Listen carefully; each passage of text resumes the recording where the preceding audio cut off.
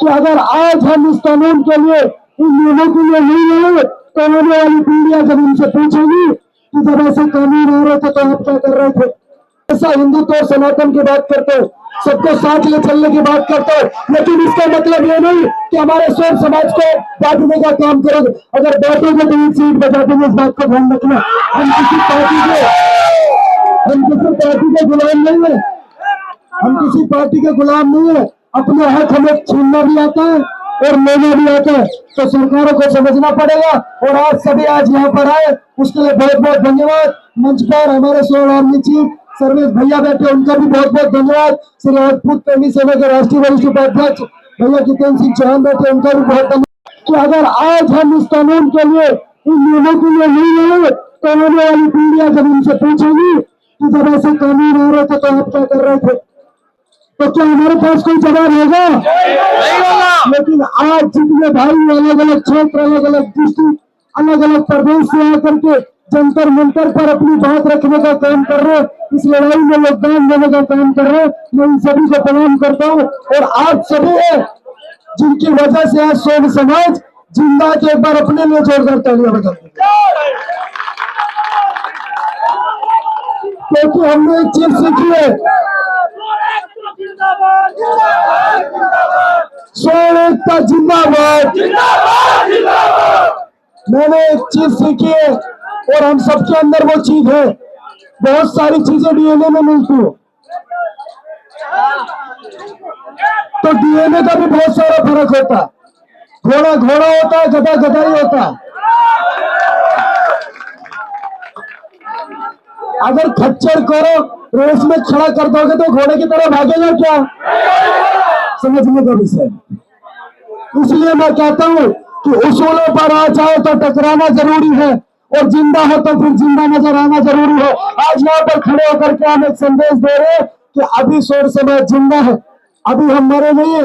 और मैं तो यहाँ पर खड़े होकर के बड़े विश्वास के साथ कह रहा हूँ कि अगर जिस दिन राम और परशुराम एक साथ आ गए तो धरती पर किसी को भी ये सोचना नहीं पड़ेगा कि हमसे हाथ में हाथ मिलाएंगे।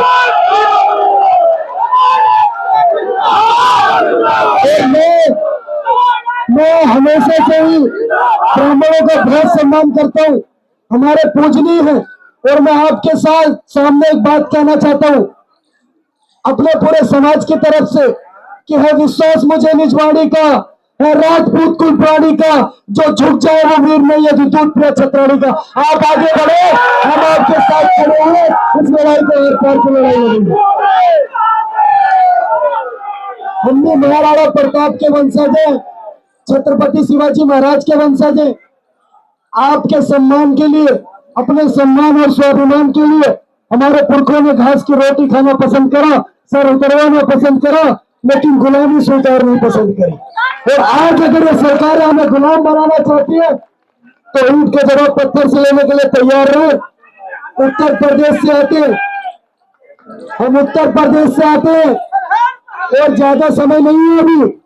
अगर किसी के दिमाग में फतूर हो कि हमारे बिना सारे काम सफल हो जाएंगे तो भाई साहब 13वीं में भी आपकी जरूरत पड़ेगी। आप इस बात को समझो, सरकारों को समझना पड़ेगा कि प्रधानमंत्री जी आप बड़े बड़े शिलान्यास करते हैं, ब्राह्मणों को बुलाते, बड़ी बड़ी चीजें करते हैं, ब्राह्मण समाज को बुलाते, क्षत्रिय समाज और सारे समाजों को साथ लेने का काम करते।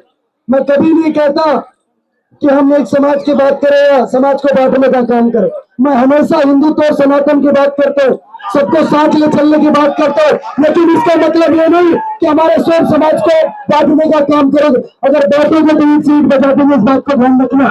हम किसी पार्टी के गुलाम नहीं है, हम किसी पार्टी के गुलाम नहीं है। अपने हक हमें छीनना भी आता है और लेना भी आता है, तो सरकारों को समझना पड़ेगा। और आज सभी आज यहाँ पर आए, उसके लिए बहुत बहुत धन्यवाद। मंच पर हमारे सोल आर्मी चीफ सर्वेश भैया बैठे, उनका भी बहुत बहुत धन्यवाद। श्री राजपूत प्रेमी सेना के राष्ट्रीय वरिष्ठ उपाध्यक्ष भैया जितेंद्र सिंह चौहान बैठे, उनका भी बहुत धन्यवाद।